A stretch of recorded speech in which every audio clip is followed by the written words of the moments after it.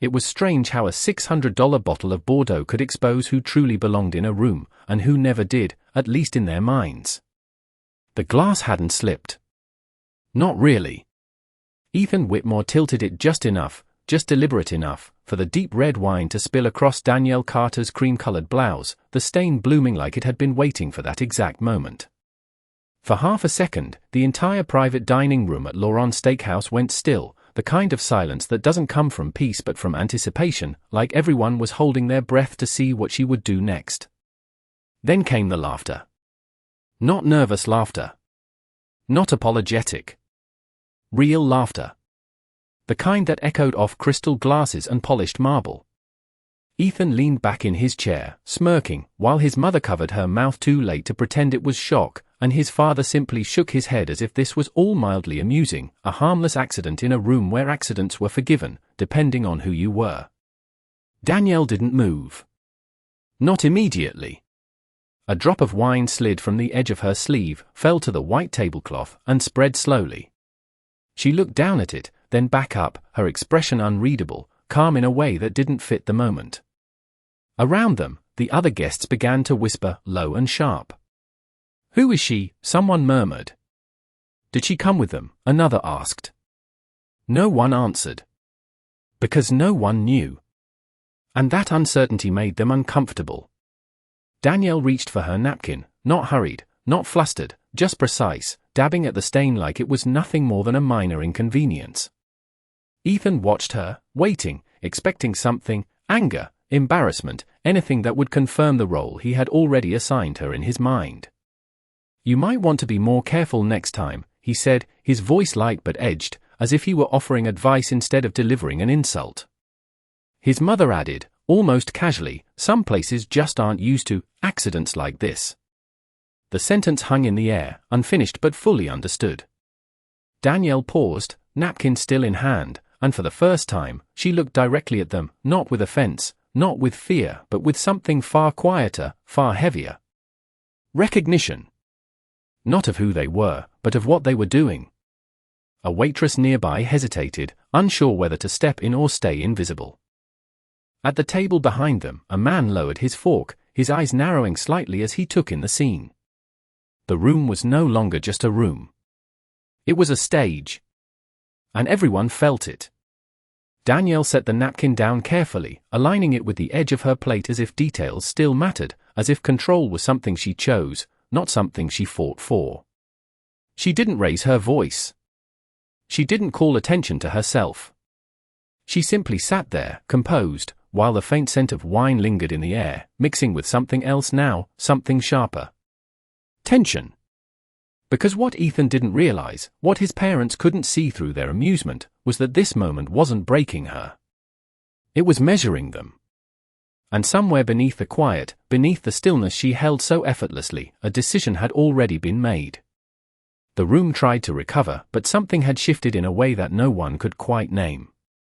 Conversations resumed in fragments, forks touched plates again, glasses were lifted, but every movement felt slightly off, like a performance that had lost its rhythm.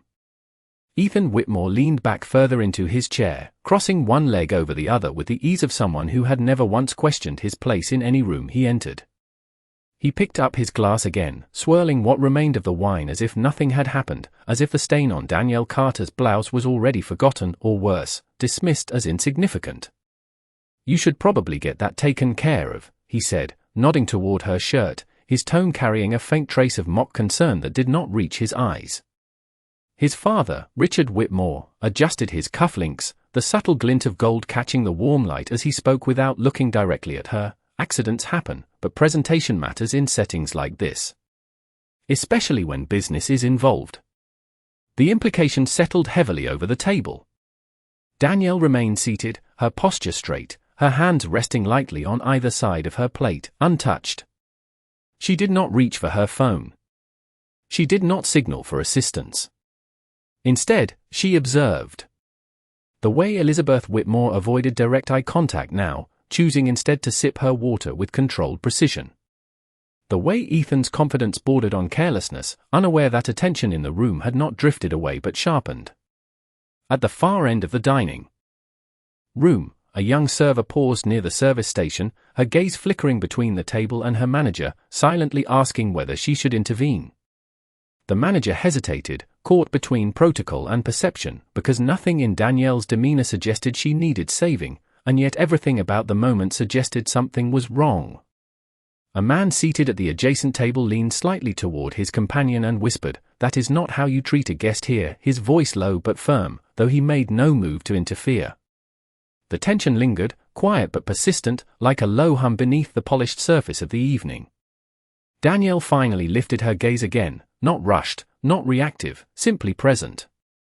Her eyes moved across the table, taking in each face with a calm that felt almost clinical, as if she were assessing a situation rather than enduring it. "Presentation does matter," she said at last, her voice even, steady, and far softer than anyone expected. It did not carry anger. It carried certainty. Ethan raised an eyebrow, amused, interpreting her composure as compliance, as if she had accepted the role they had written for her. "Exactly," he replied, offering a thin smile. "Glad we agree." But Danielle did not return the smile. Instead, she reached for her water glass, taking a small sip, her movements measured, deliberate, unhurried. Time, in that moment, seemed to follow her pace rather than the other way around. Around them, the room listened without appearing to listen. Because there was something about her stillness that did not match the situation, something that suggested this was not the end of the moment but the beginning of something else entirely. And while the Whitmores believed they had already defined the outcome, they had not yet realized that they were no longer in control of how this evening would unfold. There was a specific kind of confidence that came from never being questioned, and Ethan Whitmore wore it like a tailored suit, effortless and unearned. He leaned forward slightly now, resting his elbows near the edge of the table, studying Danielle Carter with a curiosity that was not about who she was but about how far he could push her before she reacted. "So," he said, drawing the word out as if he were introducing a game, "what exactly do you do?" It was not a polite question. It was a test, one designed to place her neatly into a category he could understand or dismiss. Richard Whitmore glanced at his son, then back at Danielle, his expression tightening just enough to signal interest. Business, after all, was the only language he truly respected. "Ethan," he said lightly, though there was a subtle edge beneath it, "let us not interrogate our guests." But he did not stop him. He never intended to. Elizabeth Whitmore set her glass down with a soft click, her eyes finally meeting Danielle's, a faint smile forming that did not quite reach warmth. "We are simply curious," she added. "This is a private room, typically reserved for established circles." The pause before the last two words was intentional, precise, and sharp. Danielle tilted her head ever so slightly, considering the question, not as someone caught off guard, but as someone deciding how much truth the room had earned. Around them, the low murmur of the dining room quieted again, as if the air itself leaned in to listen. The young server from earlier took a small step closer, pretending to adjust a nearby setting, her attention clearly fixed on the table. Danielle rested her fingertips lightly against the stem of her glass, her gaze steady, her voice calm when she finally answered. "I work in investments," she said. It was the simplest version of the truth, stripped of scale, stripped of power, reduced to something that sounded almost ordinary. Ethan smirked immediately, leaning back again as if the answer had confirmed everything he already believed. "That explains it," he said, exchanging a quick glance with his mother. "You are trying to break into rooms like this." His tone was not cruel in volume, but it carried a weight that landed just the same. Richard gave a quiet chuckle, more restrained but no less dismissive. "Ambition is admirable," he added, "but timing matters. Deals like the one we are discussing tonight are not entry-level opportunities." Danielle did not respond right away. Instead, she let the words settle, let them reveal more about the people speaking than they ever could about her. Her eyes moved briefly to the folder resting near Richard's place setting, the edge of a document visible, crisp and official, bearing the faint outline of numbers that would mean everything to them and nothing without the right signature. She had seen that format before. She had approved that format before. The irony was not lost on her. At the table behind them, the man who had been watching earlier leaned back in his chair, his expression shifting from curiosity to something closer to recognition, though he said nothing. Danielle returned her attention to the Whitmores, her composure unbroken, her presence somehow larger now without her moving at all. "Timing does matter," she said quietly, her voice smooth, controlled, and deliberate.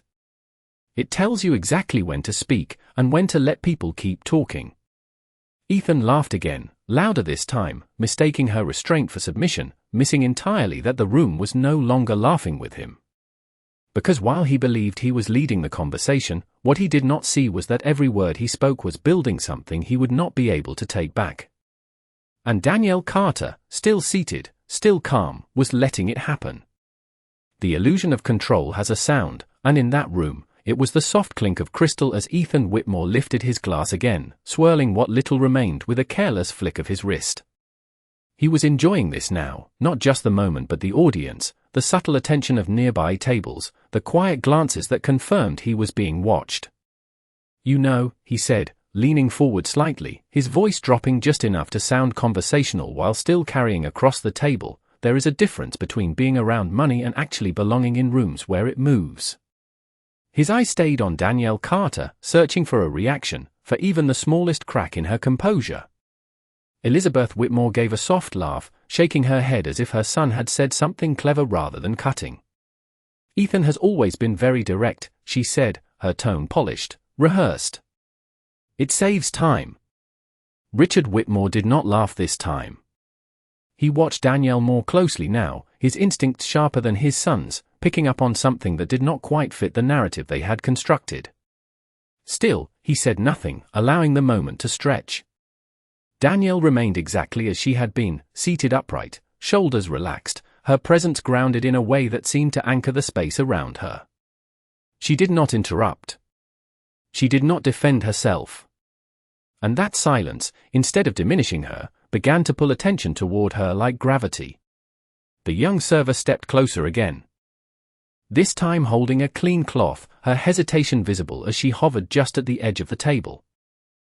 "I can help with," she began softly, but Danielle lifted her hand slightly, a small, controlled gesture that stopped her without a word. "Not now." The server nodded and stepped back, her eyes lingering with a mixture of concern and curiosity. Ethan noticed the exchange and smirked. "No need to play it off," he added, his voice lighter but edged with something sharper beneath. "Stuff like this can be overwhelming if you are not used to it." He tapped the table lightly with his finger, the rhythm casual, dismissive. "High-stakes dinners, real negotiations, real money on the line. It is not for everyone." Danielle's gaze shifted briefly to the document near Richard's hand again, the one partially tucked into the leather folder, the one carrying figures that would shape the future of Whitmore Holdings if everything went as planned. $600 million. Expansion capital. Infrastructure partnerships. A deal they had spent months positioning, refining, preparing to secure tonight. She knew the structure. She knew the terms. She knew exactly who had the final authority to approve it. And she knew something else they did not. At the table behind them, a woman set her fork down slowly, her attention fully captured now, her expression no longer neutral but intent. The room had changed again, quieter, heavier, as if something unseen was tightening. Danielle finally spoke, her voice even, almost gentle, but carrying with it a clarity that cut through the low hum of the restaurant. "You are right," she said, meeting Ethan's eyes without hesitation. "Rooms like this are not for everyone." For a brief second, Ethan smiled, thinking he had won something he could not yet define. Elizabeth nodded faintly, satisfied. But Danielle did not look away. She held the moment just long enough for the weight of her words to settle before adding, "Some people are invited into them." A slight pause. "Others build them." The sentence landed differently. Richard's expression shifted, subtle but unmistakable, a flicker of recognition passing through his eyes before he masked it. Ethan's smile faltered, just for a fraction of a second, though he recovered quickly, dismissing the feeling he could not quite explain. He leaned back again, waving a hand as if brushing off the comment. "That is a nice line," he said, almost amused. You should use that in a pitch sometime. Danielle said nothing more. She did not need to. Because while Ethan believed he had just dismissed her, what he had actually done was step further into a situation he did not understand. And across the table, Danielle Carter, still composed, still silent, had already begun to decide exactly when she would let the truth speak for her. There is a moment in every room where the energy shifts so quietly that only a few people notice it, and by the time everyone else feels it, it is already too late to undo what caused it. That moment had arrived, though Ethan Whitmore was still speaking as if nothing had changed.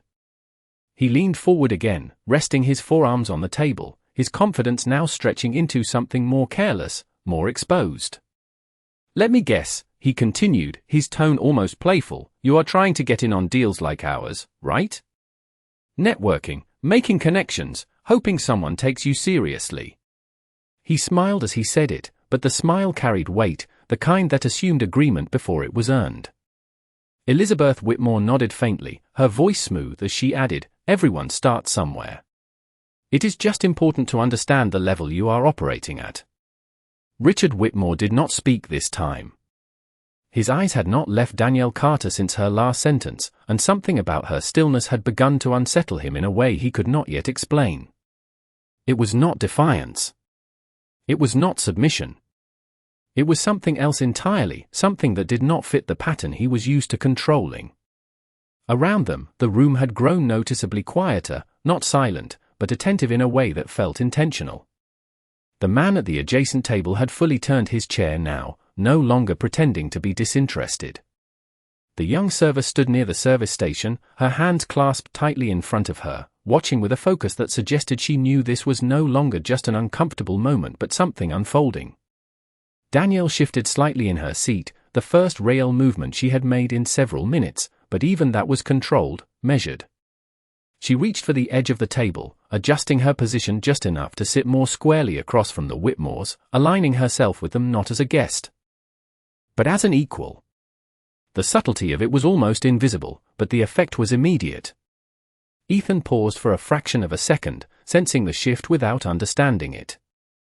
Danielle looked at him, then at Elizabeth, and finally at Richard, her gaze steady, her expression unchanged. You are right about one thing, she said softly, her voice calm but carrying with it a precision that cut through the low murmur of the room. Understanding the level you are operating at is important. Ethan gave a small laugh, relieved to hear something that sounded like agreement, already preparing to respond. But Danielle did not stop.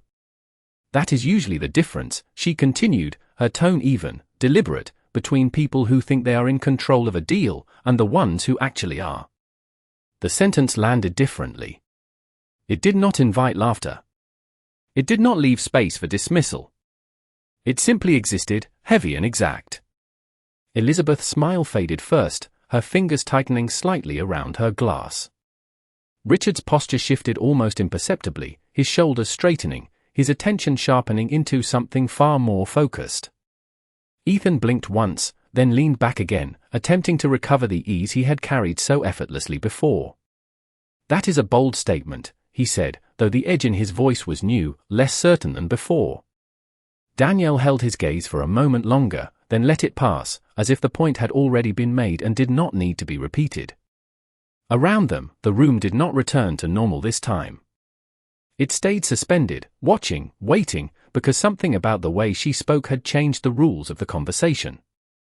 And while Ethan Whitmore still believed he was leading the evening, what he had not realized was that Danielle Carter had already stepped into a position he could not see, one where every word he spoke now would only bring him closer to a truth he was not prepared to face.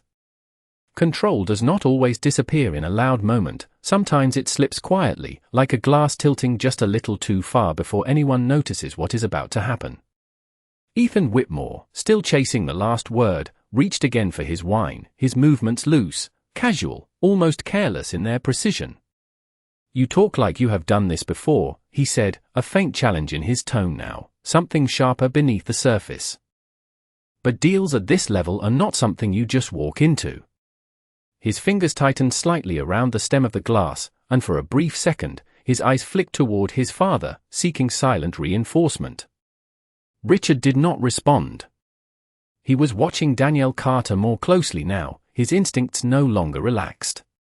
Ethan exhaled softly, then smiled again, forcing the ease back into place. "Let me show you what pressure looks like," he added, his voice lower, more pointed. And then it happened again. The glass tilted, not enough to seem obvious, not enough to be called intentional without question, but enough.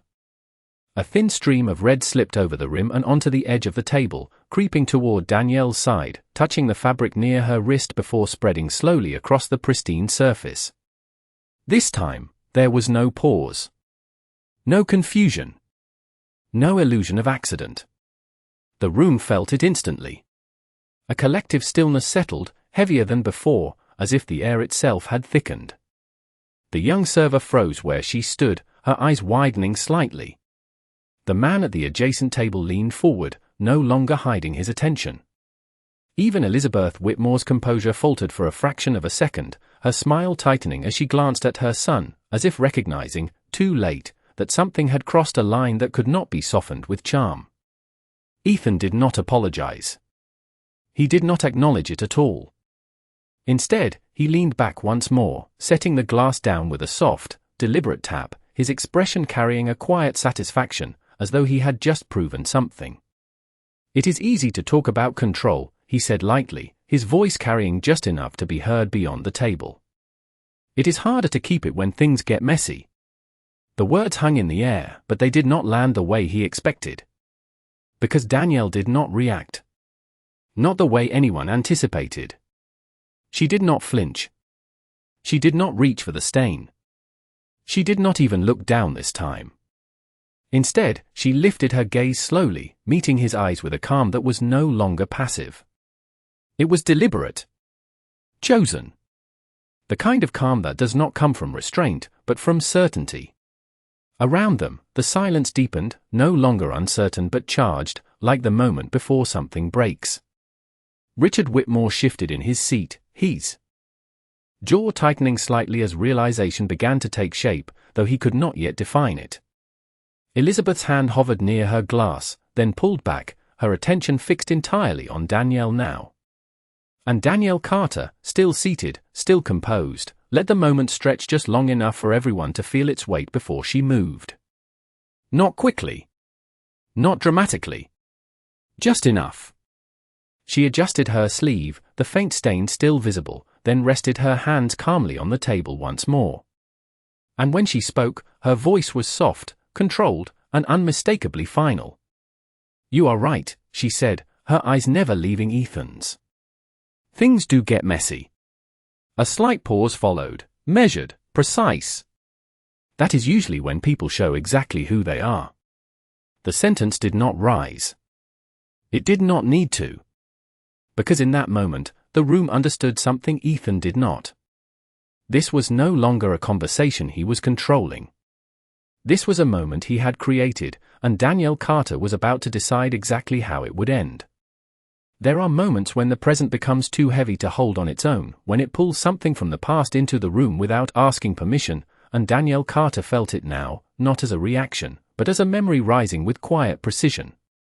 For a brief second, the polished walls of the private dining room faded, replaced by a different space, a different time, one that carried the same tone beneath a different setting. She was younger then, standing at the entrance of a high-rise investment firm in downtown Chicago, dressed in her best navy suit, portfolio in hand, her name scheduled on a list that no one seemed able to find when she arrived. The receptionist had smiled politely, too politely, and said there must have been a mistake. Another man walked in moments later, no appointment, no hesitation, and was welcomed without question. Danielle had stood there, invisible and visible at the same time, her presence acknowledged only when it needed to be redirected. That day, she had not raised her voice. She had not argued. She had simply walked away, carrying the weight of that moment with her, not as defeat, but as data. Years later, another room, another table, another version of the same quiet assumption. A charity gala in New York, black tie, invitation only. She had been stopped at the entrance. Asked twice to confirm her name, then asked again to show identification, even after providing it. Behind her, a couple entered without pause, without proof, without question. She remembered the look the attendant gave her then, the same look Ethan had given her just minutes ago, the same unspoken calculation of worth based on something that had nothing to do with facts. And now, back in the present, the scent of wine still faint in the air, the soft hum of the restaurant pressing in around her, Danielle sat exactly where she had chosen to be, her posture unchanged, her expression steady, but her eyes different now. Not hardened. Not angry. Focused. Because the pattern was clear. It had always been clear. The difference tonight was not the behavior. It was the outcome. Across from her, Ethan Whitmore shifted slightly in his chair, a flicker of uncertainty passing through him as the silence stretched longer than he expected. He had anticipated discomfort, maybe embarrassment, something that would restore the balance he believed he controlled. But what he was facing instead was something he did not recognize, something that did not respond the way it was supposed to. Elizabeth glanced at her husband, her earlier composure thinning, her fingers now resting still against the table as if movement itself might draw attention. Richard Whitmore exhaled slowly, his gaze fixed on Danielle, the weight of his instincts catching up to him, telling him that something in this situation was no longer aligned with his assumptions. Around them, the room remained suspended, the quiet no longer curious but aware. The young server had not moved, her attention locked on Danielle with a kind of silent respect, as if she understood, without knowing why, that this moment was not about what had happened, but about what was about to. Danielle blinked once, the memory settling back into place, not forgotten, not erased, but integrated, part of the quiet foundation she carried with her into every room like this. She did not rush. She did not react. She simply existed in the space with a certainty that did not need validation. And when she finally looked back at Ethan, there was no trace of the past in her expression, only the present, sharp and undeniable. Because this time, she was not the one being measured. This time, she was the one deciding what the measurement meant. The difference between reacting and deciding is almost invisible from the outside, but in that moment, Danielle Carter crossed it completely, and the room felt it before anyone could explain it. She did not lean forward. She did not raise her voice. She simply reached for her phone, a smooth, deliberate motion that carried none of the urgency most people would have shown. It was not defensive. It was not emotional. It was procedural. Ethan Whitmore watched her with mild amusement at first, assuming it was exactly what it looked like, someone trying to regain control by stepping away from a situation they could not handle. Calling someone to clean that up, he said, nodding toward the faint stain on her sleeve, his tone light but dismissive. Probably a good idea. Elizabeth gave a small approving nod, as if the situation were finally correcting itself. Richard, however, said nothing. His eyes tracked the movement of Danielle's hand, the calm precision of it, the absence of hesitation.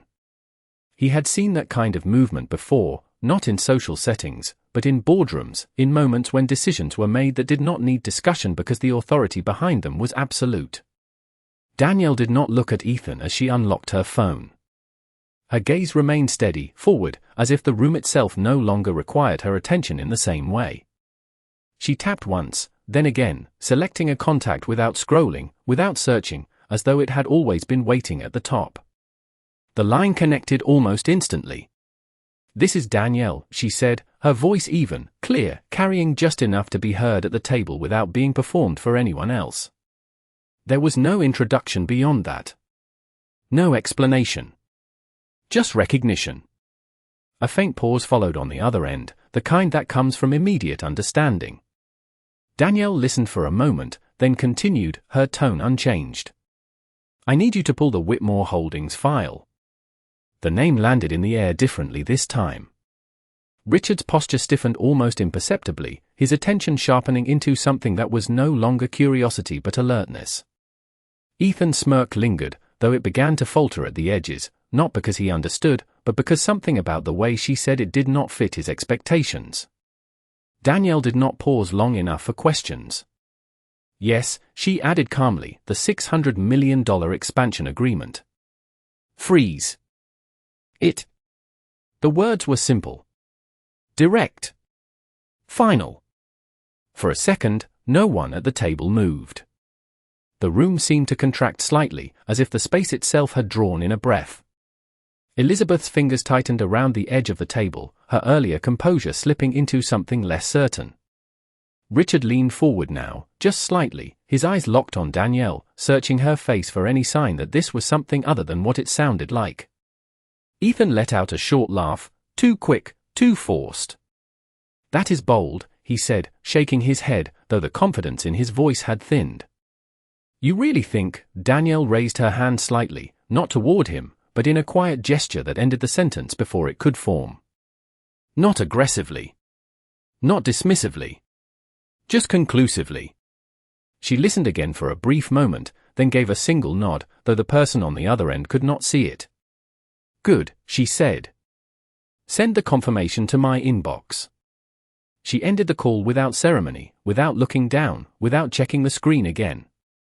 Then she placed the phone gently on the table, aligning it beside her glass with the same precision she had shown from the beginning. Silence followed, but it was no longer uncertain. It was heavy. Real.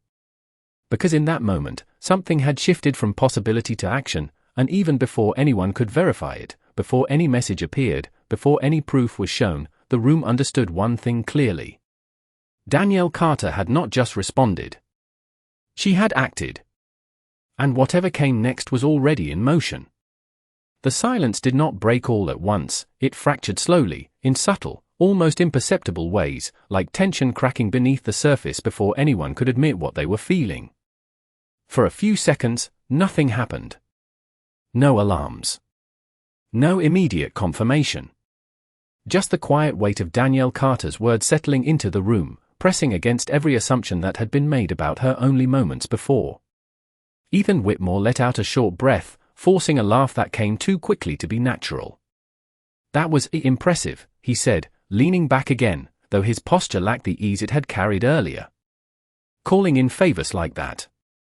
You almost had me for a second." His tone tried to recover its earlier confidence, but the edges were uneven now, slightly strained.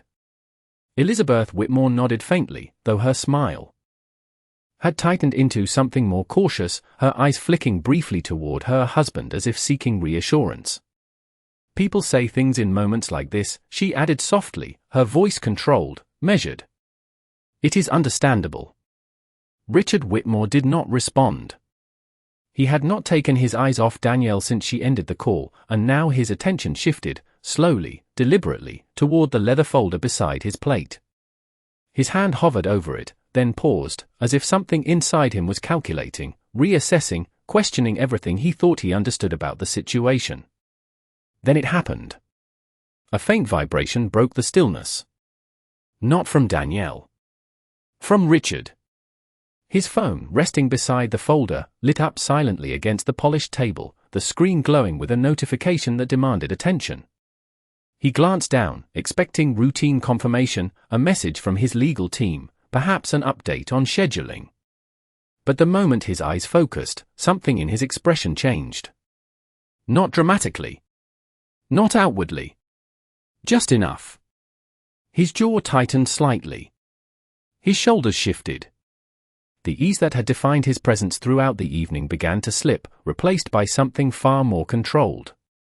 Ethan noticed it first, his smirk fading as he leaned forward. "What is it?" he asked, his voice carrying a trace of curiosity that bordered on concern. Richard did not answer immediately. His eyes scanned the message again, slower this time, as if confirming what he was seeing could not be dismissed as a mistake. Another vibration followed. Then another. Emails. Notifications. One after the other, stacking faster than he could process them. Across the table, Danielle did not move. She did not look at the phone.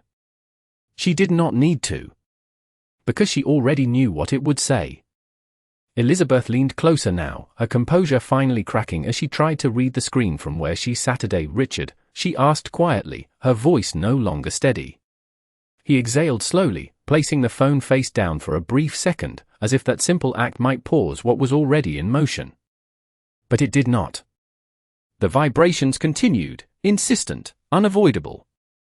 Finally, he turned the screen back toward himself, his gaze sharper now, more focused, but undeniably shaken. "The deal," he said, his voice low, controlled, but lacking the certainty it had carried before. He paused, choosing his words carefully, as if saying them too quickly might make them more real. "It has been suspended." The sentence did not land loudly. It did not need to. It moved through the table like a current, immediate and undeniable. Ethan blinked, his expression shifting from confusion to disbelief. "That is not possible," he said quickly, almost instinctively, as if rejecting it could reverse it. "We have been working on this for months." Richard did not look at him.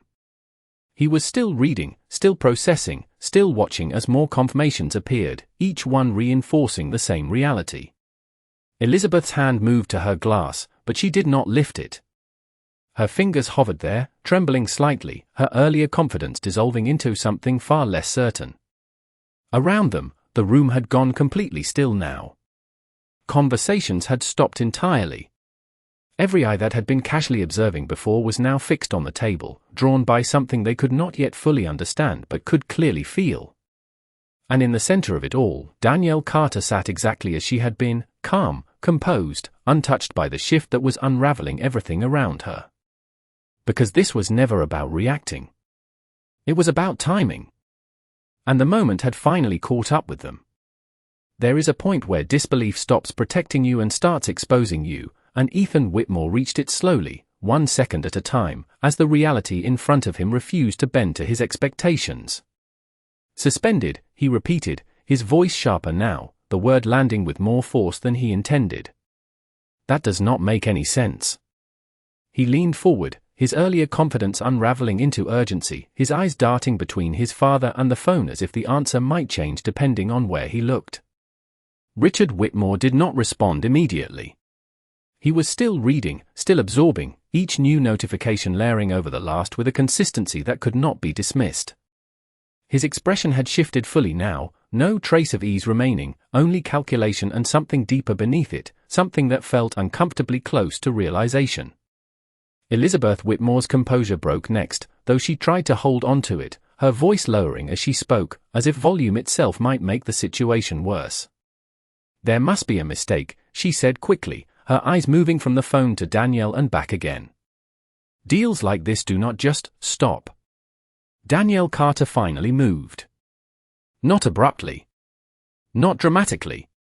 She simply adjusted her posture slightly. Sitting a fraction taller, her hand still resting calmly on the table, her presence unchanged except for one subtle difference. She was no longer observing. She was now participating. "They do," she said softly, her voice even, measured, and precise. "When the person who approves them decides they should." The sentence landed with clarity, cutting through the confusion without raising its volume. Ethan let out a short, disbelieving laugh, though it carried none of the ease it once had. "You really expect us to believe that," he said, shaking his head, his tone trying to recover control but failing to find it. "That you just made one call and stopped a $600 million deal?" Danielle did not answer immediately. She allowed the question to exist, to settle, to reveal exactly what it was built on. Then she looked at him, not with frustration, not with anger, but with a calm that no longer needed to be interpreted. "No," she said quietly. "I expect you to understand it." Richard's head lifted slightly at that, his eyes locking onto hers with a focus that had shifted entirely. The pieces were aligning now, not through explanation, but through recognition. The call. The name. The certainty. The absence of hesitation. He had seen it before, not often, but enough to know what it meant when someone spoke like that. "Danielle," he said slowly, testing the name now as if it carried a different weight than it had minutes ago. "Who exactly did you just call?" The room leaned in without moving, every sound beyond the table fading into irrelevance. Danielle held his gaze, her expression steady, her voice calm. "The only person who needed to hear it," she replied. A brief silence followed, heavier than anything before it, because this time it was not built on confusion, but on the edge of understanding. Ethan shook his head again, though slower now, less certain. "This is ridiculous," he muttered, more to himself than anyone else, as if saying it might restore the version of reality he was more comfortable with. But the phone in Richard's hand vibrated again, another confirmation, another layer of finality that could not be ignored. He looked down once more, then back up, and this time there was no hesitation left in his expression. Only clarity. And with it, the quiet realization that the conversation they thought they were controlling had never belonged to them at all. Across the table, Danielle Carter remained exactly where she had been, composed, still, and completely certain. Because this was not a performance. This was authority. And it had just made itself known. Recognition does not arrive loudly, it settles in quietly, like a truth that was always there but finally has nowhere left to hide, and in that moment, it reached Richard Whitmore completely. His grip on the phone tightened just enough to reveal what his face was still trying to control, his eyes no longer scanning for errors, no longer searching for alternative explanations, but reading the same confirmation again and again as if repetition might somehow soften it. It did not. "It is her," he said finally, the words low, measured, but carrying a weight that shifted everything at the table. Ethan turned sharply toward him, confusion flashing into something sharper, more urgent. "What do you mean it is her?" he demanded, his voice rising just enough to break the fragile silence that had settled over them. Elizabeth leaned forward as well, her composure gone now, replaced by a tight, anxious focus on her husband's expression. Richard lifted his gaze slowly, meeting Danielle Carter's eyes with a clarity that had not existed before, and in that look was the answer to a question no one had asked out loud. "Danielle Carter," he continued, his voice steadier now, though no less heavy, "is the CEO who controls the approval on this deal." The words did not echo, but they carried through the room with undeniable force, moving beyond the table, beyond the conversation, into the awareness of everyone who had been watching without understanding. Ethan blinked once, then again, the meaning struggling to settle into place. "No," he said quickly, almost instinctively, shaking his head as if rejection alone could undo what he had just heard. "That is not possible. We would have known." Danielle did not react to the disbelief. She did not correct him. She simply looked at him, her expression calm, her presence steady, allowing the truth to stand on its own without needing reinforcement. Elizabeth's hand moved to her chest briefly, as if steadying her breath, her earlier confidence completely gone now. "Richard," she said softly, her voice tight, "there has to be some confusion." But Richard did not look at her. He did not look away from Danielle. Because he knew there was no confusion. The name. The call. The immediate response. The authority in her voice. It all aligned too precisely to deny. Around them, the room had shifted again, no longer just attentive, but aware, the kind of awareness that spreads quickly when something significant unfolds in real time. The man at the adjacent table leaned back slowly, his expression now one of quiet realization. The young server brought a hand lightly to her mouth, her eyes widening as the pieces connected in her mind. Ethan exhaled sharply, running a hand through his hair, the confidence that had defined him earlier now completely stripped away, replaced by something far less stable. "You are saying," he began, his voice uneven, searching for ground that no longer existed, that she just cancelled our deal. Richard did not answer immediately. He did not need to. The phone in his hand vibrated again, another confirmation, another message reinforcing what had already been said. He lowered it slowly, placing it on the table with deliberate care, as if acknowledging its finality. "Yes," he said quietly.